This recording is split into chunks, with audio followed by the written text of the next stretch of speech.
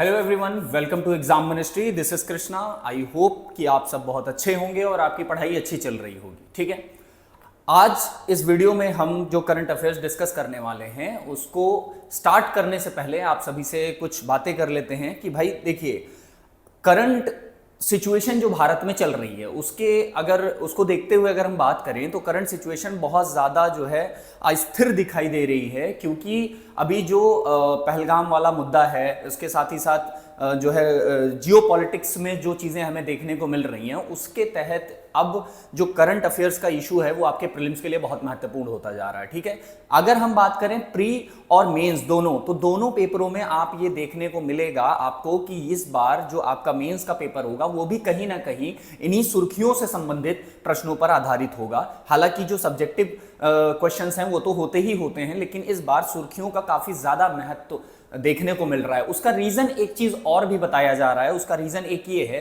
कि अगर आप पिछले कुछ दिनों का करंट अफेयर्स फॉलो कर रहे हैं या हमारे वीडियोस जो अपलोड हो रहे हैं उन्हें अगर आप देख रहे हैं तो आप एक चीज पाएंगे कि सबसे ज्यादा सूचकांकों के बारे में डिस्कस किया गया।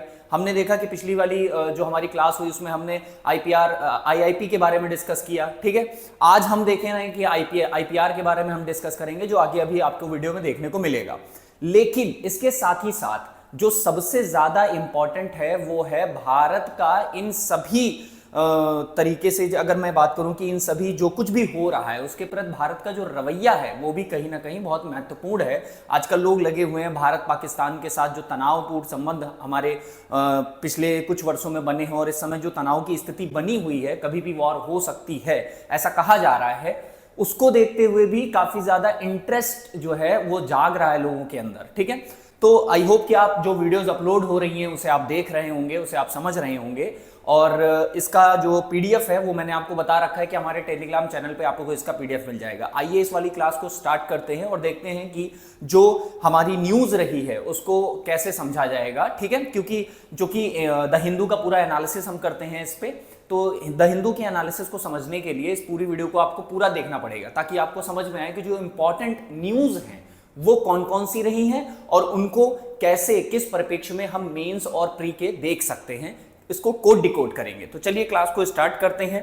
ठीक है, आप सभी जितनी क्लास को देख रहे हैं वो एक बार लाइक कर दीजिएगा। इससे हमें पता चल जाता है कि आपको जो क्लास हमारी हम जो डिलीवर कर रहे हैं वो आपको समझ में आ रहा है। अगर आपको कोई डाउट है तो आप कमेंट सेक्शन में हमसे पूछ भी सकते हैं। ठीक है, चलिए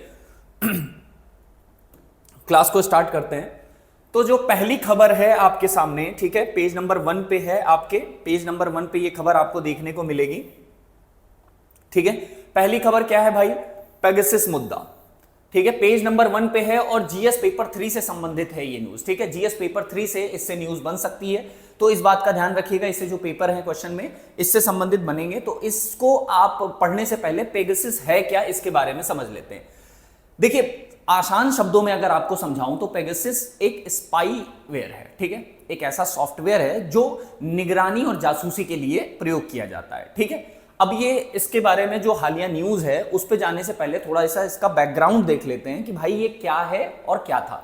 देखिए, पेगासस एक इजरायली कंपनी द्वारा निर्मित एक सॉफ्टवेयर है। ठीक है, जो है जासूसी के पॉइंट ऑफ व्यू से या निगरानी के पॉइंट ऑफ व्यू से यूज किया जाता है। ठीक है, हालांकि इसमें जो इंपॉर्टेंट है वो ये है कि पेगासस सॉफ्टवेयर में ये कहा जा रहा है कि जो इसकी निर्माता कंपनी है, ठीक है, वो ये कहती है कि हम इसे एक किसी व्यक्ति को या किसी प्राइवेट संस्था को नहीं बेचते हैं, बल्कि सिर्फ और सिर्फ सरकार को हम बेचते हैं। देशों की सरकार अगर इसे खरीदना चाहती हैं तो हमसे पेगासस ले सकती हैं। अब ये क्या है? बात ये है, इसको समझिएगा। जैसे मान लीजिए कि अगर कोई प्राइवेट संस्थान, अगर कोई व्यक्ति या कोई बिजनेसमैन ये चाहे कि वो पेगासस खरीद ले, तो इजरायली कंपनी इस बात को साफ मना कर देती है कि हम इसका जो है विनिमय ऐसे लोगों के साथ नहीं करते हैं जो सरकार ना हो, यानी कि हम सिर्फ सरकार के साथ ही इसको खरीदते और बेचते हैं।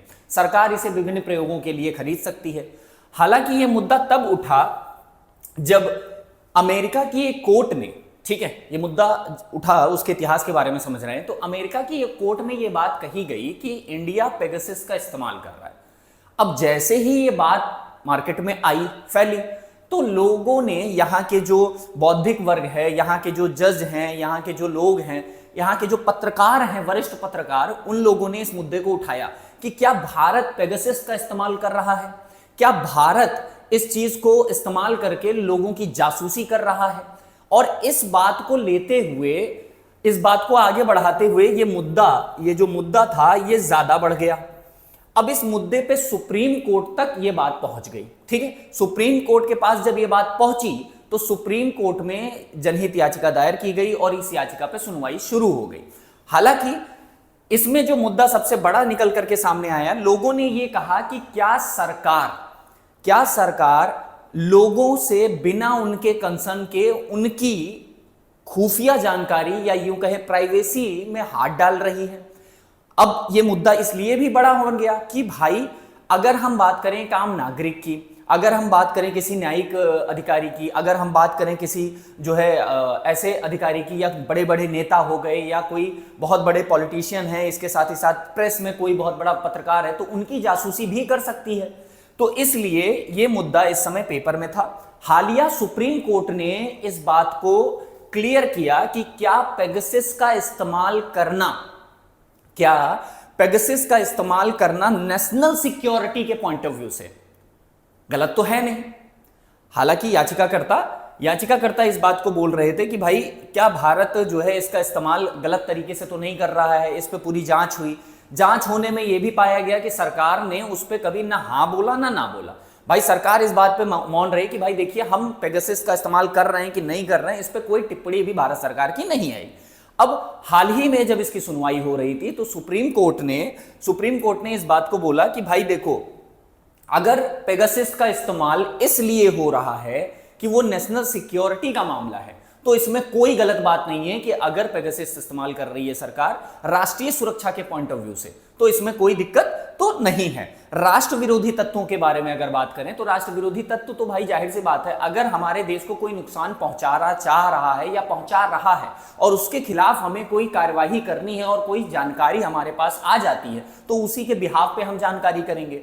तो इसीलिए सुप्रीम कोर्ट का एक बहुत बड़ा निर्णय है, इसको आप मान सकते हैं कि भाई जो पेगासस है इसका इस्तेमाल करना अगर राष्ट्रीय सुरक्षा के पॉइंट ऑफ व्यू से हो रहा है तो कोई दिक्कत की बात नहीं है। हालांकि अगर इसे व्यक्तिगत रूप से इस्तेमाल किया जा रहा है, अगर इससे नागरिकों की जो निजता है उसका जो प्रश्न है उसमें इस्तेमाल किया जा रहा है तो यह गलत है। लेकिन अगर इसे राष्ट्र विरोधी तत्वों के खिलाफ या इस स्पाईवेयर का उपयोग किया जा रहा है तो यह ठीक है। ठीक है, इतना समझ में आ गया। अब आगे बढ़ते हैं। चलिए, आगे जो बात कही जा रही है सुप्रीम कोर्ट की तरफ से वो ये बात आ रही है कि अगर स्पाईवेयर को इस्तेमाल किया ही जा रहा है तो प्रश्न इस बात का नहीं उठता है कि क्यों किया जा रहा है, बल्कि प्रश्न इस बात पे उठना चाहिए कि अगर हो रहा है तो किस पर हो रहा है। क्योंकि सुप्रीम कोर्ट कह रही है कि निजता के अधिकार में और राष्ट्र सुरक्षा मामलों में जो है दोनों को पैरेलल रूप से देखना चाहिए, अलग अलग दोनों अवधारणाएं हैं। हालांकि जब बात निजता की आती है तब निजता के मामले में यह कहा जा रहा है कि निजता के मामले में इसका इस्तेमाल नहीं किया जाना चाहिए। वहीं सुप्रीम कोर्ट इस बात को भी मानती है कि अगर करंट सिचुएशन को अगर देखा जाए, जैसे भारत पाकिस्तान इस समय बहुत तनावपूर्ण स्थिति संबंध बने हुए हैं, अगर इस कंडीशन में हमें कोई जानकारी मिल रही है पेगासस के इस्तेमाल से, तो भाई इसमें कोई कमी नहीं है, इसमें कोई खराबी नहीं है। तो ये पूरा जो निर्णय था, ये पूरा जो आर्टिकल था, ये इस बात पर ही केंद्रित था। ठीक है, हालांकि ये जो मुद्दा रहा है वो पूरा इस बात पर केंद्रित रहा है कि राष्ट्रीय सुरक्षा बनाम निजता का अधिकार। ठीक है, इसको इस तरीके से भी देखा जा सकता है कि सुप्रीम कोर्ट कह रही है कि राष्ट्रीय सुरक्षा एक अलग ही जो है मुद्दा है और निजता का अधिकार एक अलग ही मुद्दा है। ठीक है, तो केएस जो है पुट्टास्वामी के मामले में 2017 में निजता के अधिकार को मौलिक अधिकार में माना गया। सुप्रीम कोर्ट ने कहा कि भाई अगर जो है किसी व्यक्ति की जो आपके फोन में जो फोटोज हैं, मैसेजेस हैं, आपकी जो प्राइवेसी है वो आपका मौलिक अधिकार है। ठीक है, उस समय पेगासस को इस पॉइंट ऑफ व्यू से रिलेट करके देख रही थी गवर्नमेंट, लेकिन जो हालिया सिचुएशन है उसको देखते हुए सुप्रीम कोर्ट ने यह बोला कि भाई जो कंडीशन अभी है उसमें पेगासस का इस्तेमाल करना कोई गलत बात नहीं है। बिल्कुल ठीक है कि अगर आप इसे राष्ट्र विरोधी तत्वों के खिलाफ इस्तेमाल कर रहे हैं, क्योंकि राष्ट्र विरोधी तत्वों को निजता के अधिकार नहीं दिए गए हैं। ठीक है, अगर कोई राष्ट्रद्रोह कर रहा है, अगर कोई राष्ट्र विरोधी गतिविधि हो रही है, तो वहां पर उनके लिए इस बात का कोई मायने नहीं रखता कि उनकी निजता क्या है, उनकी प्राइवेसी क्या है। ठीक है, हालांकि जो प्रश्न है वो यही बना पड़ा है कि एक तरफ तो राष्ट्रीय सुरक्षा अधिनियम 1980 और आईटी एक्ट 2000 कानून सरकार को निगरानी का अधिकार तो देते हैं, लेकिन वही निजता का अधिकार जो है इन दोनों को रोकता है। ठीक है, तो ये जो आर्टिकल था इससे संबंधित, हालांकि ये प्रश्न अभी और भी बना हुआ है, इस पर सुनवाई चल रही है, लेकिन ये बहुत ही महत्वपूर्ण मुद्दा माना गया कि पेगासस जो है वो एक बार फिर से सुर्खियों में आ गया। अगली खबर की तरफ बढ़ते हैं और अगली खबर देखते हैं क्या है। देखिए, अगली खबर है आपका प्लास्टिक प्रदूषण से संबंधित। ये जो एडिटोरियल है ये आपको पेज नंबर 6 पर मिल जाएगा और इसे जीएस पेपर 3 से संबंध करके आप पढ़ सकते हैं। जीएस पेपर 3 से इस पे क्वेश्चंस बन सकते हैं। देखिए, सबसे बड़ी बात जो है वो ये है कि भाई भारत में जो प्लास्टिक से संबंधित समस्या है, प्रदूषण से संबंधित समस्या है, ये बहुत बड़ी है, ये कोई छोटी समस्या नहीं है। हालांकि आप देखते ही हैं, इसमें कोई बताने वाली तो बात है नहीं, आप जहां भी देखेंगे कूड़ा घर है। भारत में तो ये प्रथा भी चल रही है कि जहां आप लिख देते हैं कि यहाँ कूड़ा फेंकना मना है, यहाँ जो है थूकना मना है, वहीं पर इंसान उस चीज को करता है। ठीक है, हालांकि ये जो एक्टिविटी है इससे संबंधित एक चीज और भी आप देखेंगे। अभी रिसेंटली कुछ दिन पहले जो है कुछ दिन पहले क्या, थोड़ा समय बीत गया इस न्यूज को, आपने देखा होगा कि मोदी जी की एक फोटो थी, बहुत वायरल हुई, कि वो समुद्र बीच पे जा रहे हैं और देखिए किस तरीके से इन्होंने जो है समुद्र बीच पे जाने के बाद जो है किस तरीके से कूड़ा इकट्ठा किया, बोतलें पड़ी हुई थी, बहुत सारी चीजें पड़ी हुई थी। आप उत्तराखंड चले जाइए, आप हिमाचल प्रदेश चले जाइए, आप ऐसे बहुत सारे टूरिस्ट प्लेस पर जाकर के देखिए, आप पाएंगे कि लोग पानी की बोतल पानी पीते हैं और वहीं फेंक देते हैं। तो ये एक समस्या तो है। हालांकि इस एडिटोरियल में जो इंपॉर्टेंट ये रहा है, इसका जो सार रहा है वो मैं आपको बताता हूं। देखिए, लेखिका जो हैं जो इस एडिटोरियल को लिखी हैं वो ये कहती हैं कि भारत में जो कचरा प्रदूषण है, ये जो कचरा है, प्लास्टिक का कचरा, ये इतना ज्यादा है कि इसे रेगुलेट करने की आवश्यकता है। और इस पे एक बात ध्यान से सोच कर देखिए, अगर कोई नियम और कानून इस पे बना ही दिए जाएं, अगर कोई नियम कानून मान लेते हैं, कुछ देर के लिए बना देते हैं, तो कि किस स्तर तक प्रभावी हैं, कैसे मैनेजमेंट इनका किया जाए। क्योंकि बड़े स्तर पर अगर आप किसी कानून को बनाते हैं तो आप ये पाएंगे कि उसका जो कार्यान्वयन है वो छोटे स्तर पर जाते जाते काफी स्लो हो जाता है। ठीक है, हालांकि एक जो है डेटा जो यहां पर निकल के सामने आ रहा है वो काफी इंपॉर्टेंट है। वो ये है कि भाई भारत हर साल 9.3 मिलियन टन प्लास्टिक छोड़ता है। ठीक है, जो वैश्विक प्रदूषण का एक बड़ा हिस्सा है। अब इस 9.3 मिलियन टन में वो कचरा तो शामिल है ही नहीं है जो अनौपचारिक रूप से आ रहा है। जैसे आप अपने घर के बगल में कोई जो है कचरा फेंक दे रहे हैं, या कहीं आप पर्यावरण में जाकर के कचरा फेंक आ रहे हैं, ठीक है, या आप बोतलें, रोड पे पड़े कचरे, इन कचरों को अगर हम शामिल ना करें तो ये डेटा निकल करके सामने तो आ रहा है। लेकिन एक चीज सोचने वाली ये है जो इंपॉर्टेंट है कि भाई अगर हम इसमें अनौपचारिक रूप से किए गए जो है प्रदूषण को जोड़ दें तो ये डेटा काफी हद तक बड़ा देखने को मिलता है। ठीक है, तो ये चीज जो है वो काफी इंपॉर्टेंट रही है। ये आर्टिकल इसी बात पे पॉइंट आउट करता है कि भाई जो चीज है वो किस तरीके से है। अब अगर हम बात करें कि भारत में जो प्रति व्यक्ति के द्वारा किया गया प्रदूषण है उसके बारे में जो डेटा आ रहा है, वो डेटा भी काफी मैनिपुलेटिंग दिख रहा है। वो मैनिपुलेटिंग इसलिए दिख रहा है क्योंकि जो डेटा दिया जा रहा है एक्चुअल में उसका सर्वे जो किया जा रहा है उसमें काफी अंतर देखने को मिल रहा है। हम अक्सर हमने अभी देख लिया कि भाई 9.3 मिलियन टन कर रहे हैं, लेकिन उसमें औपचारिक हमने नहीं जोड़ा है। वहीं अगर आप देखें कि भारत का आधिकारिक प्लास्टिक कचरा उत्पादन प्रति व्यक्ति के हिसाब से 0.12 किग्रा प्रति व्यक्ति प्रतिदिन है, यानी कि एक व्यक्ति एक दिन में 0.12 किलोग्राम जो है प्लास्टिक कचरा उत्पन्न कर रहा है, छोड़ रहा है, ठीक है, पर्यावरण में। लेकिन यहां जो इंपॉर्टेंट बात है वो ये कहा जा रहा है, लेकिन अध्ययन के अनुसार ये चीज डेटा जो है वो 0.5 किग्रा है, यानी कि लगभग आधा किलो के आसपास। ठीक है, अब ये समस्या इसलिए उत्पन्न हो रही है कि इसका कोई निवारण तंत्र नहीं देखने को मिल रहा है। हालांकि जो नीतियां, स्वच्छ भारत अभियान, बहुत सारे जो है सरकारी नीतियां इस पे बनाई जा रही हैं, लेकिन उसका कोई फायदा तो हमें देखने को मिल नहीं रहा है। क्यों? क्योंकि जो नियामक तंत्र है, जो है इंटरवेंशन होना चाहिए अथॉरिटीज की तरफ से, वो हो नहीं रहा है। इसी बात को पॉइंट आउट करते हुए इस आर्टिकल में यह कहा गया है कि इस पे जो न्यायिक इंटरवेंशन है वो करने की जरूरत है। ऐसे नियम कानून बनाने की जरूरत है जो बहुत ही ज्यादा कड़े स्तर के हों और बहुत ही ज्यादा कड़ाई से उनका पालन भी किया जाए। ठीक है, इसके साथ साथ अगर आप देखें तो ग्रामीण क्षेत्रों में औपचारिक क्षेत्र द्वारा रिसाइकलिंग, इसके साथ साथ खुले में कचरा जलाने आधिकारिक बहुत सारी ऐसी गतिविधियां ग्रामीण स्तर पर देखनी जाती हैं। अभी पराली से संबंधित आपने जो है हर साल आप न्यूज़पेपर में देखते हैं कि पराली जलाने से जो प्रदूषण है दिल्ली किस तरीके से उससे प्रभावित हो रहा है। तो बहुत सारी चीजें ऐसी हैं जो हमें साफ इंगित करती हैं कि प्रदूषण को जो कंट्रोल करने के लिए जो हम जो इसके रेगुलेशन उठा रहे हैं वो कहीं ना कहीं अप्रभावी दिख रहे हैं। ठीक है, आगे बढ़े। चलिए, इसके साथ साथ एक और इंपॉर्टेंट चीज है लैंडमार्क डिसीजन जिसके बारे में हम बोल सकते हैं। अभी एक के बारे में आप समझ सकते हैं कि तमिलनाडु में वेल्लोर डिस्ट्रिक्ट जो है वहां पर सुप्रीम कोर्ट का सुप्रीम कोर्ट का इंटरवेंशन देखने को मिला था और यह कहा गया था कि भाई निरंतर परमादेश के द्वारा इस मामले को हल किया गया। अब ये निरंतर परमादेश ये एक टर्मिनोलॉजी है जिसके बारे में आप समझ लेते हैं, कॉन्टिन्यू मैंडमस। ठीक है, पॉलिटी में अगर आप पढ़ते हैं तो मैंडमस का मतलब आपको परमादेश पता है।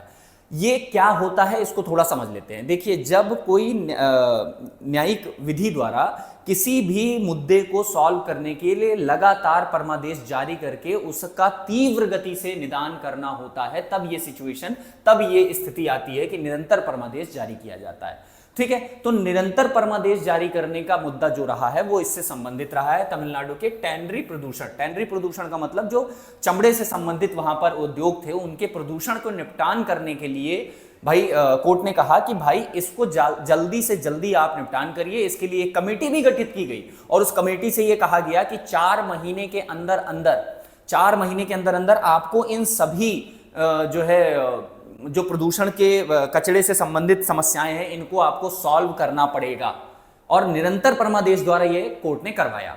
हालांकि इसमें एक प्रिंसिपल भी दिया गया जो बहुत ही इंपॉर्टेंट रहा है, वो क्या है? प्रदूषण भुगतान सिद्धांत, यानी कि पॉल्यूटर पे प्रिंसिपल। कोर्ट ने यह कहा कि जो कचरा फैलाएगा वही उसको साफ भी करेगा। पॉल्यूटर पे प्रिंसिपल का मतलब प्रदूषक जो होगा, जो कचरा फैला रहा है वही उसको साफ भी करेगा।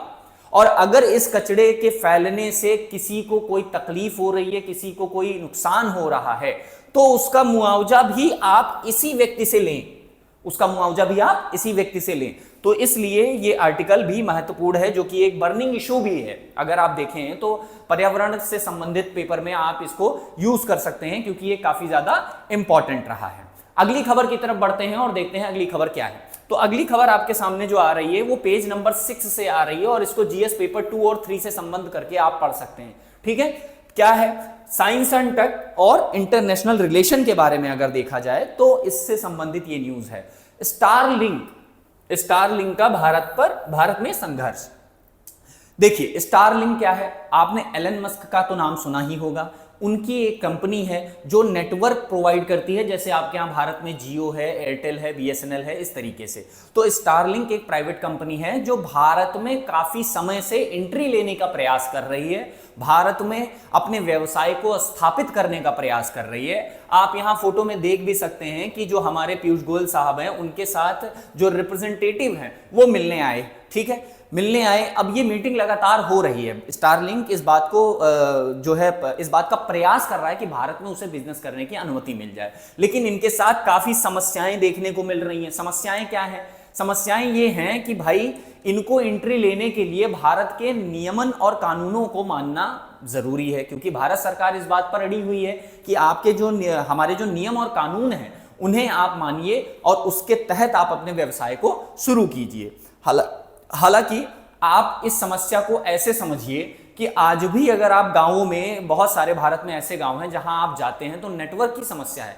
आप गांव की तो बात ही छोड़िए, शहरों में भी कहीं कहीं देखने को मिलता है कि नेटवर्क की समस्या है। 5G अभी हम पूरी तरीके से जो है उसका विस्तार नहीं कर पाए हैं, उसकी पहुंच विकसित नहीं कर पाए हैं। बड़े बड़े महानगर में, शहरों में आप ये देखेंगे कि कहीं 5G किसी एरिया में मिलता है तो किसी एरिया में नहीं मिलता है। इस समस्या का समाधान करने के लिए सैटेलाइट बेस आधारित स्टारलिंक इस बात को कह रही है कि भाई जो भारत के विशाल ग्रामीण क्षेत्र हैं उनको हम डिजिटल, लंबे समय से उनमें प्रगति जो नहीं हो पा रही है, जो एक डिजिटल गैप हो रहा है शहर और गांवों के बीच में, उसका हम निदान कर सकते हैं, क्योंकि हमारी सर्विसेज सैटेलाइट बेस हैं। ठीक है, तो इसके लिए स्टारलिंक की महत्वाकांक्षी उपग्रह नेटवर्क मतलब सैटेलाइट नेटवर्क प्रोग्राम है इनका। ये बेसिकली सैटेलाइट्स के द्वारा, जैसे आपने अभी देखा होगा जियो फाइबर कनेक्शन शुरू हुआ है, ठीक है, ठीक वही इसमें भी है, ठीक है। तो इसमें इस बात को कहा जा रहा है कि हाई स्पीड के जरिए हम ये जो गैप क्रिएट हो रहा है गांव और शहर के बीच में, हम इसे जो है सॉल्व कर सकते हैं। अब इसमें जो सबसे महत्वपूर्ण बात आ रही है वो ये आ रही है कि भाई आप ये कर तो सकते हैं, ठीक है, लेकिन इसको करने के लिए, इनको आने के लिए, भारत में अपने बिजनेस को स्थापित करने के लिए जो बहुत सारी समस्याएं हैं, वो समस्याएं क्या क्या हैं, क्योंकि भारत एक ऐसा देश है जहां पर ईज ऑफ डूइंग बिजनेस, जो रिपोर्ट है ईज ऑफ डूइंग बिजनेस, हालांकि ये बंद हो गई है, ठीक है, लेकिन उसमें आप साफ साफ देखेंगे कि भारत में किसी भी व्यवसाय को स्थापित करने में कितनी सहजता है, कैसे नियम कानून है, कितना उनका सपोर्ट मिलता है, कितना कार्यवाहियां हो रही हैं कि भाई बिजनेस एस्टेब्लिश करने के लिए बड़ी समस्याएं हैं, और इसी समस्या को झेल रहा है स्टारलिंक, ठीक है। तो भारत में बहुत सारे ऐसे नियम हैं, बहुत सारे ऐसे कानून हैं जिनकी वजह से इनको अपने बिजनेस को एस्टेब्लिश करने में समस्या आ रही है, जैसे कि भारतीय टेलीग्राफ अधिनियम 1985। अगर आप ट्राई की बात करें, यानी कि telecom regulatory authority of India की बात करें, तो उसके नियम कानून इसमें काफी ज्यादा जो है कड़े हैं। अगर आप बात करें दूर संचार अधिनियम 2003, वहीं सैटेलाइट संचार अधिनियम 2000 के बारे में बात करें, इसके साथ ही साथ इसरो भी इससे इफेक्ट हो रहा है। आप आर्टिकल पूरा पढ़ेंगे तो आपको ये पता चलेगा कि इससे इसरो भी काफी ज्यादा इफेक्ट हो रहा है, ठीक है। इसरो की भी अपनी पॉलिसीज हैं, क्योंकि सैटेलाइट की बात है तो भाई इनकी सैटेलाइट भी जो है अंतरिक्ष में होगी, और हमारी सैटेलाइट भी अंतरिक्ष में है। इसरो की बहुत सारी सैटेलाइट, छोटे छोटे उपग्रह, ये अंतरिक्ष में है, तो इसमें भी काफी ज्यादा जो है नियम और जो शर्तें हैं उसमें कहीं ना कहीं गैप देखने को मिल रहा है। इसलिए कहा जा रहा है कि इनका भारत में जो आगमन है वो काफी ज्यादा जो है कह सकते हैं कठिनाईपूर्ण रहा है, और इससे इनको भारत में अपना बिजनेस स्थापित करने में समस्या हो रही है। इसी के साथ साथ अगर हम बात करें कि स्टारलिंक के बहुत जो सर्विसेज देगा वो भी कहीं ना कहीं एक महत्वपूर्ण रोल अदा कर रही हैं इनके भारत में ना आने के लिए। उसका रीजन क्या है मैं समझाता हूं। देखिए अभी क्या है कि स्टारलिंक जो है ये सैटेलाइट बेस्ड नेटवर्क के पे काम करती है। इसकी जो सर्विसेज हैं, जो सेवाएं हैं, वो भी काफी महंगी हैं। महंगी इसलिए हैं क्योंकि भाई स्टारलिंक की जो डिश है, राउटर है और सेटअप है, ये इसकी उच्च लागत भी आम जनमानस, जो ये बात कह रहे हैं कि हम ग्रामीण में पहुंच करके उसको सॉल्व कर सकते हैं, ठीक है, तो ग्रामीण स्तर की जो आय है उसका एक बड़ा हिस्सा ही जो है अगर इसमें खर्चा करने लगेगा ग्रामीण, तो उसके लिए भी समस्या है, क्योंकि इनकी सर्विसेज थोड़ी महंगी हैं। वहीं अगर हम बात करें कि सब्सिडी अगर गवर्नमेंट दे दे कि भाई चलो ठीक है हम इसको सब्सिडाइज कर देंगे, हम थोड़ी सब्सिडी दे देंगे डिजिटल समावेशन की स्कीम के तहत, तो ही ये लाभ कहीं ना कहीं देखने को मिल रहा है कि ग्रामीण क्षेत्रों में मिल पाएगा। सिर्फ ग्रामीण ही नहीं, शहरी क्षेत्रों में भी मिल, लेकिन इससे सरकार की बजट पे एक्स्ट्रा भार पड़ेगा, ठीक है। और अगर हम बात करें कि शुरुआत में ये जो संस्थान है, ये जो स्टारलिंक है, तो वो संस्थान व्यवसाय और उच्च आय वर्गों को ही टारगेट करेगा। क्यों? क्योंकि भाई अगर इसकी जो स्कीम्स हैं, इसके जो प्रोडक्ट हैं वो बहुत महंगे हैं, बहुत ही ज्यादा महंगे हैं, तो इसको केवल उच्च आय वर्ग और शहरी वर्ग ही इस्तेमाल कर सकेगा, ठीक है। तो इसलिए ये इंपॉर्टेंट हो जाता है कि आप इसको साइंस एंड टेक्नोलॉजी से भी समझें। अब अगली न्यूज पे बढ़ते हैं। अगली न्यूज क्या है? देखिए अगली न्यूज काफी ज्यादा इंपॉर्टेंट है, जो कि कनाडा के 2025 संघीय चुनाव से संबंधित है। ये काफी ज्यादा जो है न्यूज में रही है, ठीक है। चलिए एक सेकंड,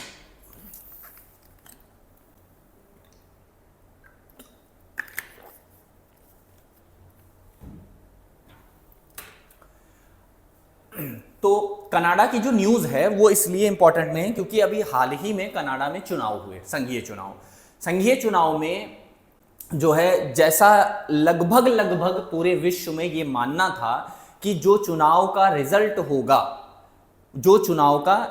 होगा वो उसका जस्ट उल्टा हो गया।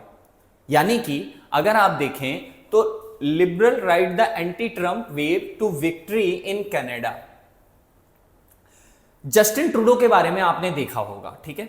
अगर आप नहीं जानते तो मैं बता दूं कि जो जस्टिन ट्रूडो थे ये वहां के पीएम रह चुके हैं कनाडा के। उन्होंने इस्तीफा दे दिया था और इस्तीफा देने के बाद मार्क कार्नी को जो है इनको जो है कार्यवाहक के रूप में इनको पीएम बनाया गया था। हालांकि इन्होंने क्या किया कि चुनाव तो अभी बहुत बाद होने थे, लेकिन इन्होंने चुनाव को पहले करवा लिया। अब भारत और कनाडा के संबंध खालिस्तान को लेकर के जिस तरीके से बिगड़े हुए थे, जिस तरीके से जस्टिन ट्रूडो ने खालिस्तान का समर्थन, यानी कि खालिस्तानियों का समर्थन, खालिस्तानियों का मतलब बेसिकली कनाडा में जो सिख समुदाय है वो समुदाय एक काफी बड़ा समुदाय है और वहां की जीडीपी में बहुत बड़ा योगदान भी करता है। जस्टिन ट्रूडो को यह लगा कि भाई अगर हमें इस पूरी जो है कम्युनिटी का वोट पाना है तो हमें भारत की बुराई करनी पड़ेगी। भारत की बुराई क्यों करनी पड़ेगी? क्योंकि खालिस्तान जो है वो इशू है भारत के साथ। अब भारत की बुराई करने और भारत के खिलाफ जाने में जो है फायदा इनका ये होने वाला था कि इनके वोट इनको मिल जाने थे। ठीक है, अब बात समझ पाए आप? अब ये पाते पाते ही, हालांकि उनकी नीतियां इतनी ज्यादा अच्छी नहीं रही भारत के साथ और वैश्विक पटल पर इतनी ज्यादा उन्होंने गलतियां कर दी कि उन्होंने इस्तीफा दे दिया। फिर आते हैं ट्रंप महोदय। ट्रंप ने भी, आपने रिसेंटली देखा होगा कि ट्रंप ने काफी ज्यादा जस्टिन ट्रूडो को ट्रोल किया। ट्रंप ने यहां तक कह दिया कि अब कनाडा को कोई एक स्वतंत्र राष्ट्र बने रहने की जरूरत नहीं है, कनाडा को स्वतंत्र राष्ट्र ना रहने की जरूरत है, बल्कि कनाडा को अब हम जो है कैप्चर करेंगे। कैप्चर करने के बाद कनाडा को चाहिए कि वो हमें मिल करके 51वां राज्य बन जाए। ठीक है, जो कि यूएसए है वो 50 राज्यों का संघ है। ठीक है, अब उसका यह कहना है कि कनाडा को नहीं चाहिए कि भाई कनाडा आप अपने आप में स्वतंत्र है, इसकी कोई नीतियां इतनी महत्वपूर्ण है नहीं, तो आप एक काम करिए, हम में विलय हो जाइए, अब हमारा 51वां राज्य आप बन जाइए।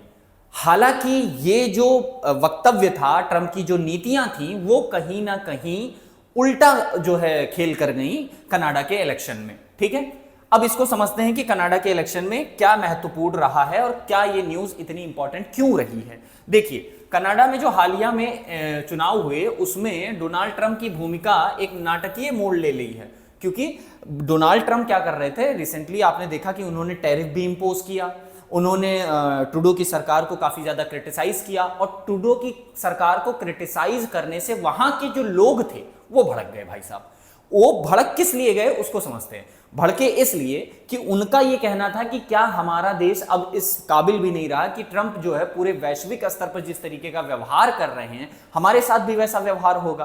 तो भाई ठीक है, इसको देखते हुए लिबरल पार्टी, जिसको लगभग सभी ने मान लिया था कि ये चुनाव तो हारेगी ही हारेगी, उसका रिजल्ट जब आया तो देखने को मिला कि भाई ये तो बिल्कुल पलट गया।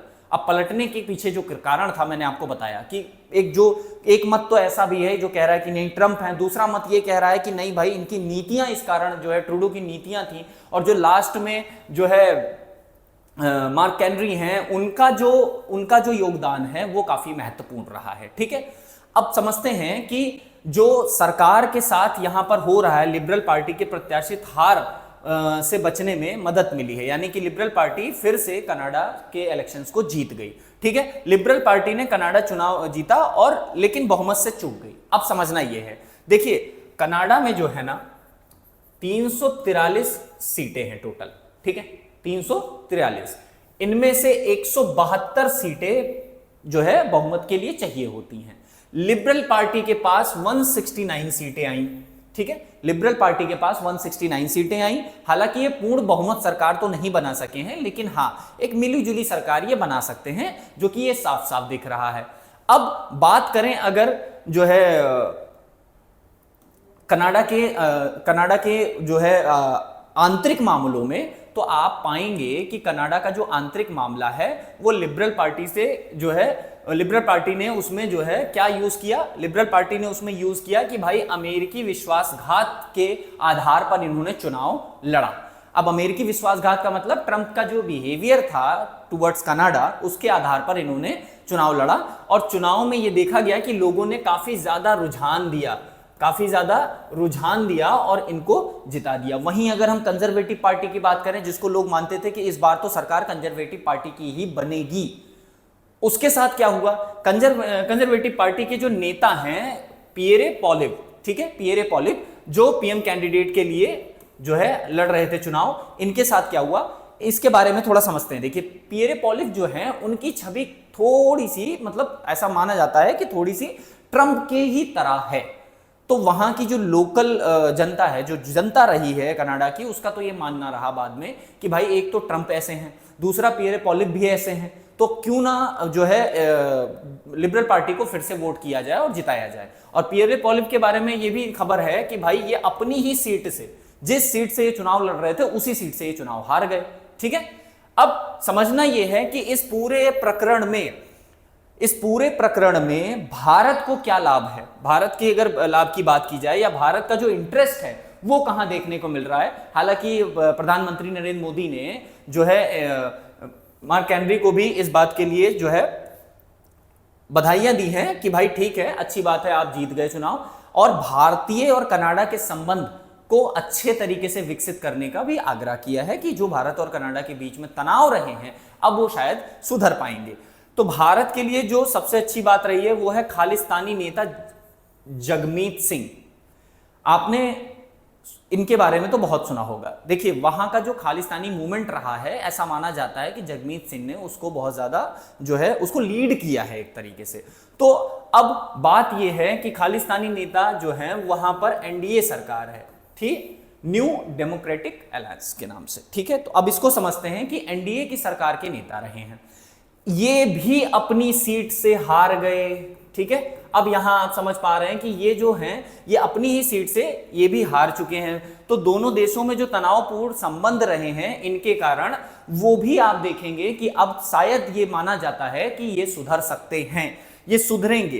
क्यों? क्योंकि जो खालिस्तानी नेता हैं जगमीत सिंह, इनके बारे में भी कहा जा रहा है कि ये अपनी जो है जो जिस सीट से ये चुनाव लड़ रहे थे वो भी ये हार गए। ठीक है, अब अगली खबर पे बढ़ते हैं। अगली खबर जो है हमारे सामने वो है IPR watch list. IPR watch list और भारत। ठीक है, आईपीआर के बारे में समझ लेते हैं। आईपीआर का फुल फॉर्म होता है इंटेलेक्चुअल प्रॉपर्टी राइट। ठीक है, जिसे आप कहते हैं बौद्धिक संपदा अधिकार। बौद्धिक संपदा अधिकार क्या है, सबसे पहले इसके बारे में समझ लेते हैं। देखिए, बौद्धिक संपदा अधिकार को आसान भाषा में अगर समझाया जाए तो अगर कोई चीज मैंने बनाई है, ठीक है, मैंने उस पर अन्वेषण किया है, मैंने उस पर रिसर्च की और उसको खोजा है और बनाया है, तो मैं उस पर कॉपीराइट करूंगा कि इसको कोई और कॉपी ना कर सके। ठीक है, ये मेरा राइट हो कि ये मेरी ही संपत्ति मानी जाए, क्योंकि इसका विकास मेरे बौद्धिक उससे हुआ है, मैंने इसको सोचा, समझा और बनाया, और उसके बाद वो मेरी संपत्ति मानी जाए। ठीक है, अब इस पे न्यूज जो निकल करके सामने आ रही है वो ये है कि इसे आप देखें तो पेज नंबर 13 पर जीएस पेपर 3 के साथ इसे संबंध करके आप पढ़ सकते हैं। और न्यूज जो है वो ये भी है कि अमेरिका जो है, अमेरिका में एक लिस्ट बनाई जाती है, ठीक है, जिसको आप स्पेशल 301 के नाम से जानते हैं। ध्यान रखिएगा, स्पेशल 301 इसके बारे में आपसे पूछा जा सकता है, तो ये इंपॉर्टेंट है आपके एग्जाम के पॉइंट ऑफ व्यू से, ये इंपॉर्टेंट है। तो अमेरिका ने जो 301 की लिस्ट है उसमें जो है अमेरिका ने भारत को वॉच लिस्ट में डाल दिया, ये कहते हुए कि भारत में बौद्धिक संपदा के अधिकारों का संरक्षण और बौद्धिक संपदा के अधिकारों का उल्लंघन जिस तरीके से हो रहा है वो जो है जिसको माना जाए कि निराशाजनक है, उस पर भारत अभी पूर्णतः रूप से जो है कड़ी कार्यवाही नहीं कर रहा है। हालांकि भारत में इस बात से माना जा सकता है कि भारत में जो कॉपीराइट का इशू है वो बहुत ज्यादा है। ठीक है, आप देखते भी होंगे कि कोई किताब आती है, कोई प्रकरण प्रस्तुत होता है, कोई चीज बनती है, तो उसमें तुरंत एक नीति लोग इसको अपना लेते हैं कि बस इसको कॉपी कर लो, और कॉपी करके बाद अलग अलग चीजें बिक जाती हैं। आप देखेंगे ये भारत में समस्या है, ये जेन्युइन समस्या है, इसके बारे में तो हम कुछ नहीं कह सकते, क्योंकि भारत एक ऐसा देश है जहां लोग आज भी एक कड़ी मेहनत के साथ कुछ बनाने से ज्यादा अच्छा लोग सोचते हैं कि कॉपी करके उसको बेच दिया जाए। ठीक है, तो भारत की जो लिस्ट है ये क्यों इंपॉर्टेंट है, यूएस ट्रेड प्रतिनिधि, ठीक है, इसमें याद रखिएगा यूएस ट्रेड रिप्रेजेंटेटिव, ये एक रिपोर्ट जारी करते हैं जो बौद्धिक संपदा के संरक्षण और प्रवर्तन पर अपनी प्रगति को दिखाती है। भारत, हालांकि भारत के बारे में यह भी कहा जा रहा है इस रिपोर्ट में कि भाई भारत ने पिछले कुछ वर्षों में ऐसे प्रयास तो किए हैं जिससे ये चीजें सुधरें, लेकिन ये प्रयास अभी भी इतने जो है कारगर साबित या इतने स्तर के नहीं हो पाए हैं कि जिससे इन समस्याओं को पूरी तरीके से निपटाया जा सके। इसके साथ ही साथ अमेरिका की इस रिपोर्ट में आप ये भी पाएंगे कि अमेरिका ने इस रिपोर्ट में ये भी कहा है कि भारत जो है वो अपने यहां आयातित वस्तुओं पर हैवी टैक्स और हैवी जो है ड्यूटी इंपोज करता है, जिसकी वजह से बौद्धिक संपदा अधिकार और वैश्विक स्तर पर जो आयात निर्यात है उसका जो है गलत फायदा भारत उठा रहा है। तो इसी को देखते हुए भारत की जो टैरिफ वाला मुद्दा है ये भी यहां से जुड़ जाता है कि भाई टैरिफ वाला जो मुद्दा है वो भी काफी जुड़ जाता है।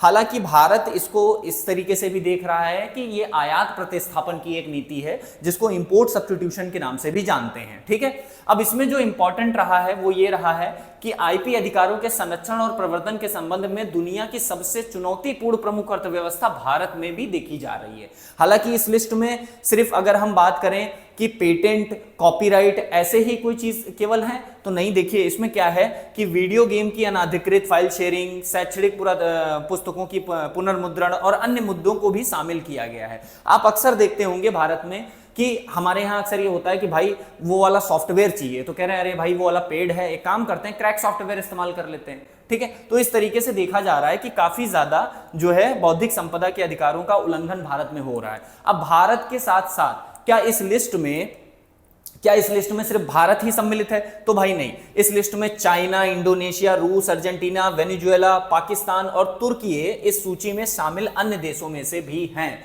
तो भारत को अभी भी आईपीआर पे काम करना पड़ेगा। भारत को इस बात को सुनिश्चित करना होगा कि हमारी जो बौद्धिक संपदा है और जो विदेशों की बौद्धिक संपदा है, ठीक है, यानी कि हर देश अपने अपनी बौद्धिक संपदा पे अपने अपने नियम कानून बनाते हैं, लेकिन इनमें जो आपस में कॉन्ट्राडिक्शन होता है उसको देखते हुए हर देश को इस बात को सुनिश्चित करना चाहिए कि इसका उल्लंघन कम से कम हो, चीजें जेन्युइन हो सकें, ठीक है। बात समझ में आ गई? आज जो है इस पूरे उसमें जो हमने समझा वो काफी हेल्पफुल रहेगा। अब हम बात करेंगे अपने प्रारंभिक प्रश्नों के बारे में, ठीक है। पेगासस सॉफ्टवेयर के संबंध में भारत के संदर्भ में निम्नलिखित कथनों पर विचार कीजिए। सुप्रीम कोर्ट ने 2017 में केकेएस पट्टास्वामी मामले में निजता के अधिकार को मौलिक अधिकार घोषित किया। आईटी अधिनियम 2000 सरकार को राष्ट्रीय सुरक्षा के लिए निगरानी का अधिकार प्रदान करती है। राष्ट्रीय सुरक्षा अधिनियम 1980 में निजता के अधिकार को पूर्णतः संरक्षित किया गया है। इनमें से कौन सा कथन सही है उसे चुनना है। आपके ऑप्शन है 1 और 2, 2 और 3, 1 और 3, 1, 2, 3, ठीक है। तो हालांकि आंसर आपको पता ही है कि पहला और दूसरा ही सही है, तीसरा गलत होगा। तो आप इसको अगर आप हल कर पा रहे हैं तो ठीक है, अदरवाइज आपको आंसर तो मैंने आपको बता ही दिए। आगे बढ़ते हैं। अगला प्रश्न जो हमारे सामने है वो है प्लास्टिक प्रदूषण के संदर्भ में निम्नलिखित कथनों पर विचार कीजिए या निम्नलिखित में से कौन सा कथन सत्य है। भारत का आधिकारिक प्लास्टिक कचरा उत्पादन 0.5 किलोग्राम प्रति व्यक्ति प्रतिदिन है और ग्रामीण क्षेत्र में खुले में कचरा जलाने के आधिकारिक आंकड़ों में शामिल नहीं किया जाता, यानी कि अनौपचारिक, मैंने अभी जो डिस्कस किया आपसे। सुप्रीम कोर्ट ने वैल्यूटेनरी प्रदूषण मामले में प्रदूषक भुगतान सिद्धांत, यानी कि आपको ये मैंने बताया था प्रदूषक भुगतान सिद्धांत प्रिंसिपल, पॉल्यूटर पे प्रिंसिपल का उपयोग किया है। भारत वैश्विक प्लास्टिक प्रदूषण में सबसे बड़ा योगदान करता है, ठीक है। चलिए, इसके बाद अगला है स्टारलिंक के भारत में चुनौतियों के संदर्भ में निम्नलिखित कथनों पर कौन सा कथन सही नहीं है। टेलीग्राम ट्राई जिसको बोलते हो आप, telecom regulatory authority of India का नियामक ढांचा, सैटेलाइट संचार नीति 2000 की जटिलताएं, स्टारलिंक डिश और राउटर की कम लागत या भारतीय टेलीग्राफ अधिनियम 1985 का प्रभाव, ठीक है। हालांकि आंसर बहुत ही सिंपल है, मैं चाहूंगा आप सभी कमेंट सेक्शन में इसका आंसर करें। मुख्य परीक्षा से संबंधित कुछ प्रश्नों को देख लेते हैं। राष्ट्रीय सुरक्षा और निजता के अधिकार के बीच संतुलन बनाना आधुनिक लोकतंत्रों की एक प्रमुख चुनौती है। पेगासस स्पाईवेयर विवाद के संदर्भ में इस कथन का विश्लेषण कीजिए। 250 शब्दों में आप इसका आंसर लिख सकते हैं। भारत में प्लास्टिक प्रदूषण के प्रबंधन हेतु मौजूदा नीतियों और चुनौतियों की समीक्षा कीजिए। सुप्रीम कोर्ट के द्वारा वेल्लूर मामले में निरंतर परमादेश के उपयोग की प्रासंगिकता की पर भी आपको चर्चा करनी है। इसके साथ ही साथ स्टारलिंक जैसे उपग्रह आधारित इंटरनेट सेवाएं भारत में ग्रामीण डिजिटल विभाजन को कम करने में किस प्रकार से सहायक हो सकती हैं, इसके कार्यान्वयन में आने वाली कानूनी और सामाजिक बाधाओं का विश्लेषण कीजिए। ठीक है। तो आई होप कि आपको जो न्यूज़पेपर रहा कल का उसका पूरा एक समराइज वर्जन आपको देखने को मिल गया, ठीक है। अगर ये वीडियो आपको पसंद आई हो तो कोशिश करिए कि ज्यादा से ज्यादा लाइक दीजिए इस वीडियो को, और आप अपने दोस्तों के साथ भी इस करंट अफेयर्स की क्लास को शेयर कर सकते हैं, जो हम हर दिन डिटेल्ड एनालिसिस के साथ द हिंदू के पेपर की मुख्य खबरों और एडिटोरियल को आपके पास लाते हैं। मिलते हैं अगली वाली वीडियो में, तब तक के लिए धन्यवाद, और आप सभी अपनी पढ़ाई को जारी रखिए, ठीक है। God bless you all.